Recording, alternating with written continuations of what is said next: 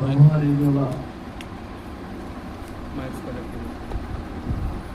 ప్రభువరేణ్యుల యొక్క 30వ ఆరాధన షో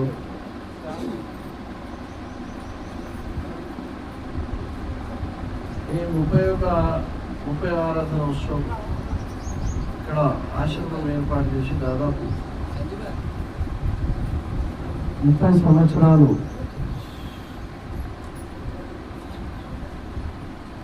నడుస్తున్నాయి.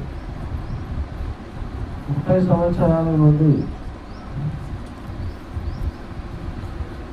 ఇక్కడ ఆరాధనోత్సవాన్ని జరుపుతున్నాం. మన ప్రాంత భక్తులలో ఈ ఆశ్రమం కోసం ముందు నుండి కూడా ఏర్పాటు చేయడంలో ముఖ్య భూమిక అనేటువంటిది మన అంజన్న గారు, అదేవిధంగా రామస్వామి సృష్టి, అదేవిధంగా మన గణేష్ సృష్టి, కమ్మారి నరసింహులు, ఇంకా చాలామంది భక్తులు, మన వంట దుర్గయ్య,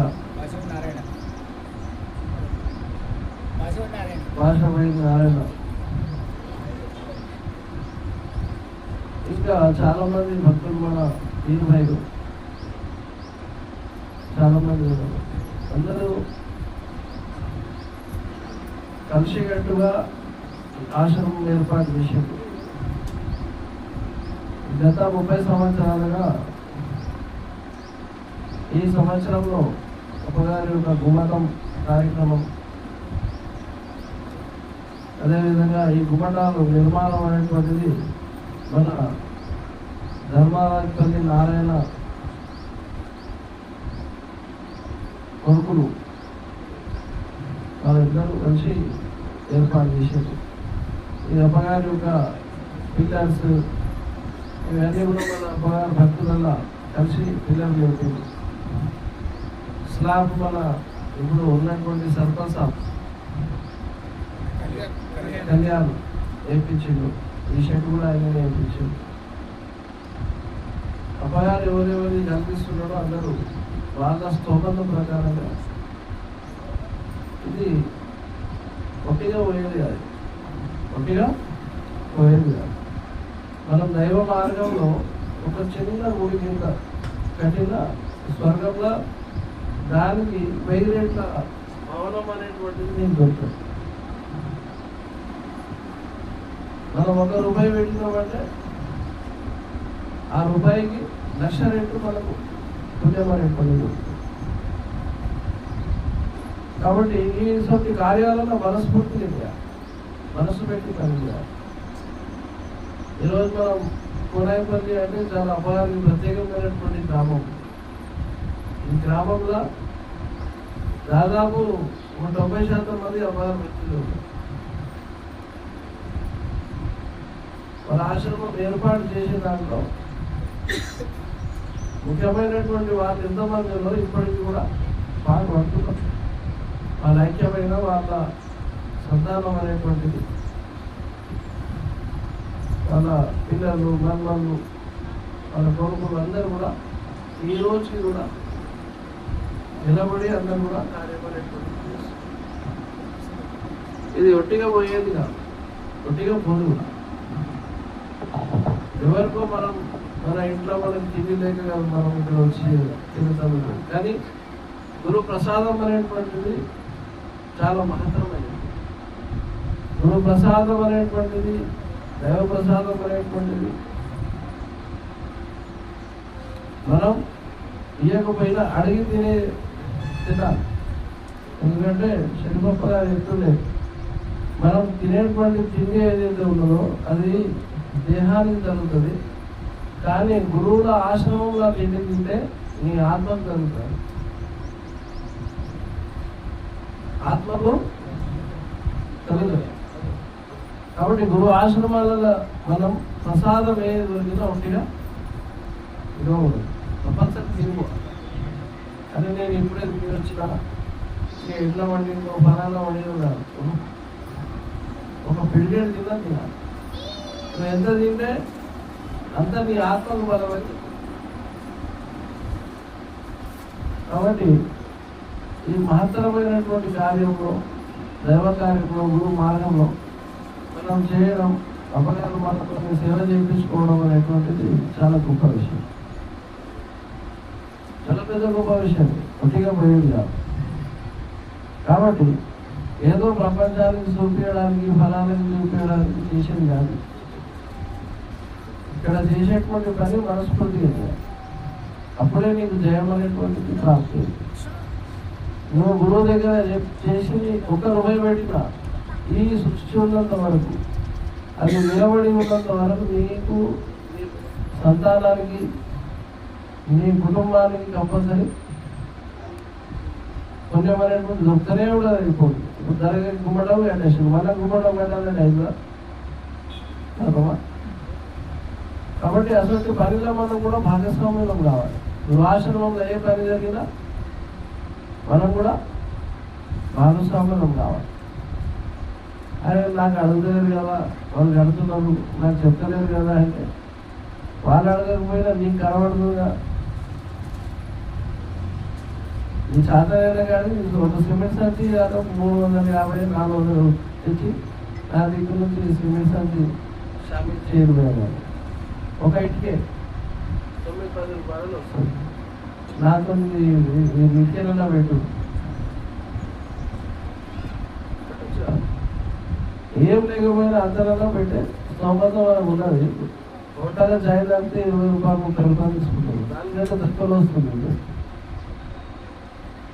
కాబట్టి ఏ ఆశ్రమం కట్టినా, ఏ దైవ కార్యం జరిగినా మనకు తెలిసిందంటే మనం వంతు మనం ప్రపంచాన్ని పాల్పంచుకునే ప్రయత్నం చేయాలి. ఇది చాలా మహత్తరత కలిగినటువంటి నీకు శుద్ధి చేస్తుంది. నీ సంపాదించినటువంటి ఏదైతే నీ ధనం ఉన్నదో దానికి శుద్ధి చేస్తుంది. అక్కడ మంచి కార్యంలో అది జరిగింది, మంచి కార్యం జరుగుతుందో కూడా దాన్ని ఉపయోగం చేసుకుంటున్నాడంటే అది ఉన్నన్ని రోజులు నీకు పుణ్యం పరిపడితే తెలుస్తూనే ఉంటుంది. ఇదైతే మనం మన ధనంతో సేవ చేసేటువంటి ఇంకోటి విషయం ఉన్నది, గురువు యొక్క మార్గంలో నిష్కామకంగా పనిచేయాలి. ఏదో ఆశించి మనం పనిచేస్తే మంచిదే, చెడు కాదు.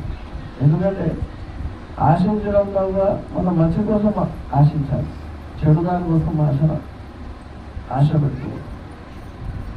కాబట్టి గురు శిష్యుడు అనేటువంటి వాడు శిష్యుని యొక్క స్థానం చాలా గొప్పది.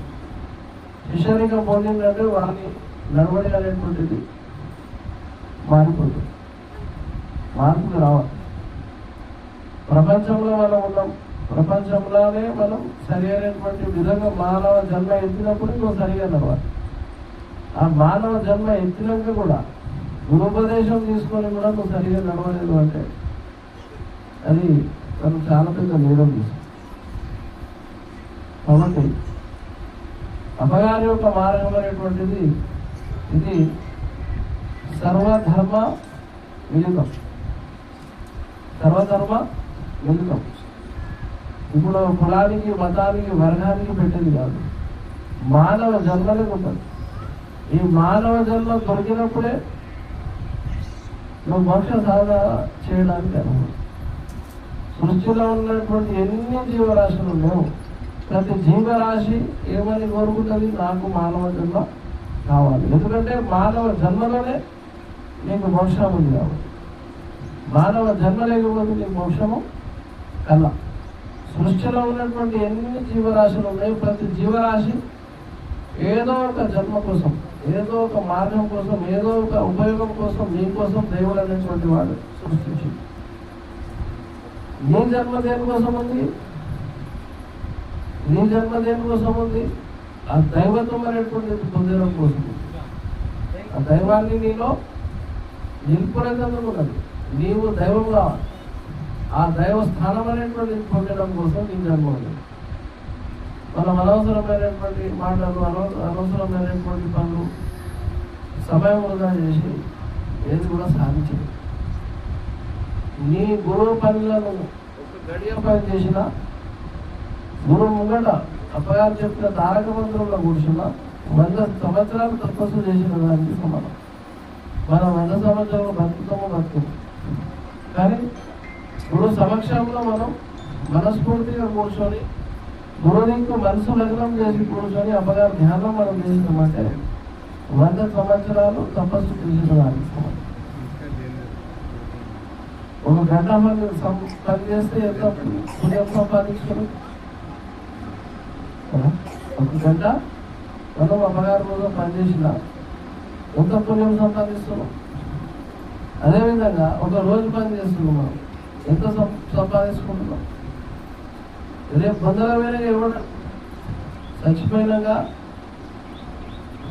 ఎంత ఉన్న పిల్లలు మంచిగా చూసుకునేటోళ్ళు, బాంధవులు మంచిగా చూసుకునేటోళ్ళు లేపురువా ఇంట్లో లేపురా తీసుకుని ఏం చేస్తే మేము ఫ్రీ అవుతామని వెంటనే లేదు. ఇది ప్రపంచం ఉంది. ఆ ప్రపంచం కోసం మనం వస్తూ పాటుపడుతున్నాం. కానీ మనం కూడా ఆలోచన తీసుకోవాలి. రేపు మన ఏంటి ఇట్లా, మన నడవడి ఎట్లా, మన కథ ఎట్లా, మనం ఏం సాధన చేయాలి, ఎట్లా ఉండాలి. మనం అంతా సాధించలేదు, మనతో ఏం చేసుడైతే లేదు.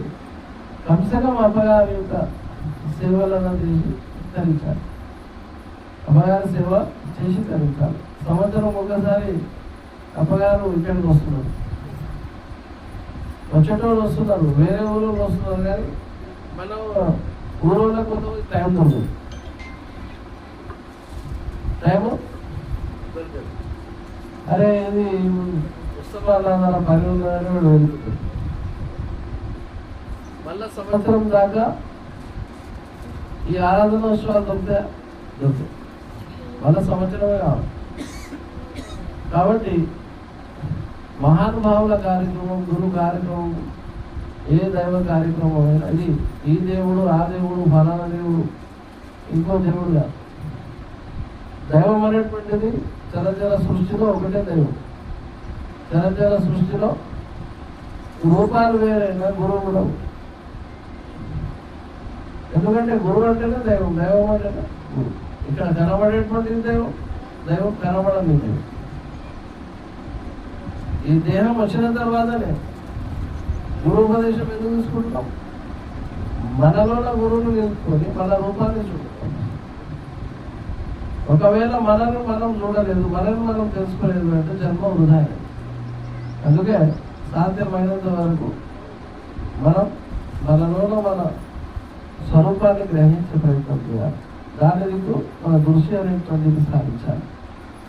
అప్పుడే మనం ఈ మానవ జన్మ మనం దైవం ఇచ్చిన దానికి కృతార్థులమైంది. ఏదో పుణ్యానికి రాలేదు, దైవం యొక్క మానవుని యొక్క జన్మ పుణ్యానికి రాలేదు. మంది ఏమనుకుంటారు, పెళ్లి చేయగానే పిల్లలు పుట్టిందామంటే పెళ్లి కాకముందే నీ పెళ్లి ఎవరితో అవుతుంది, ఎవరింటికి పోతావు అని నిర్ణయం ఏముంటుంది. ఎప్పుడైతే పెళ్లి చేస్తారు, పెళ్లి చేసినాక పిల్లలు అవుతారు అవుతారా కాదు. కానీ ఆ పిల్ల ఎక్కడ పుట్టాలి, ఏ స్థితిలో ఉంటుంది, ఎవరి దగ్గర పుడుతుంది, ఏ ఇంట్లో పుడుతుంది అని 2 సంవత్సరాల ముందే, నీ పెళ్లి కాకముందే నిర్ణయం అవుతుంది. అది దైవం.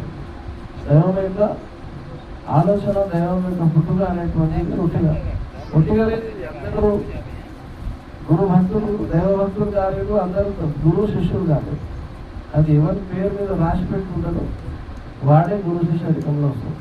కాబట్టి సాధ్యమైనంత వరకు ఏ గురువు ఏ పీఠంలో పోయినా గురుపదేశం పొందాలి. ఎన్నో పీఠాలు ఉన్నాయి. ఇప్పుడు మన దాంట్లో మనది చిష్టియా పీఠం, కాద్రియా పీఠం ఉంది, లక్షగంధ్యా ఉంది, సహర్వర్దియా ఉంది, దత్తాపీఠం అని ఉన్నది, అక్షర పీఠం ఉన్నది, ఓంకార పీఠం ఉన్నది, ఇంకా కంచి కామకోటి పీఠాలు ఉన్నాయి, శ్రీరామానుజ పీఠాలు ఉన్నాయి. ఇవన్నీ కూడా ఏం చేస్తుంటే మానవుడు తనంతా శుద్ధి చేసుకునేందుకు చూపిస్తున్నాం. గురుమార్గం అనేటువంటిది చూపిస్తున్నాం. ఆ గురుమార్గం మీద నడిస్తేనే నీ జన్మ సార్థకమైంది. తనకు తాను తెలుసుకోగలుగుతాం, లేకపోతే గట్టిగా కొట్టిగా. కాబట్టి తప్పనిసరి గురువు ఉపదేశం అందరు పొందండి. గురు మార్గం మీద గురువు కోసం, దైవ మార్గం కోసం పనిచేయండి. ఇక్కడ ఉన్నప్పుడే సాధన చేసుకోవాలి. నిత్యం మనం ఒక కార్యం చేస్తే ఎట్లా మనం ఈ కార్యం మనం ఇప్పుడు ఒక పెళ్లిలో ఉంటున్నాం, ఆ పెళ్లి కార్యం ఎట్లా చేస్తాం? ఒక ప్రయాణంలో పోతున్నాం, ప్రయాణంకి ఏమేమి రెడీ చేసుకోవాలి మనం? ప్రయాణం పోతున్నాం, ఒకటే యాత్రకు పోతే ఒకటిలో పోగా 4 జతల బట్టలు పెట్టుకుంటాం, వాళ్ళకు గుడ్డి పెట్టుకుంటారు, చూసుకొని తువాల పెట్టుకుంటారు, సబ్బులు పెట్టుకుంటారు, పేస్ట్ పెట్టుకుంటారు, దువ్వెన పెట్టుకుంటారు. పెట్టుకుంటారా పెట్టుకోరా?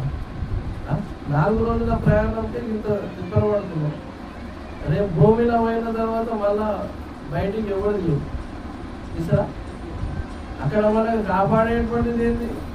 మనం చేసుకున్నాం పుణ్యం, మనం చేసుకున్నటువంటి ధ్యానం. కాబట్టి సాధ్యమైనంత వరకు మనం మంచి కార్యం చేయాలి, మంచి నడవడి మీద నడవాలి. అపగారి యొక్క కృపకటాక్షాలు అందరి మీద ఉండాలి. అన్ని విధాల అపగారం మనకు లాభం చేకూర్చాలి. మనకు కూడా శ్రద్ధ ఉండాలి అపగారం పని మీద. అట్లాంటి శ్రద్ధ మనకు అపగారం కలిగాలని కోరుకుంటూ అందరికీ కూడా కాపాడాలని కోరుకుంటూ చేశాను.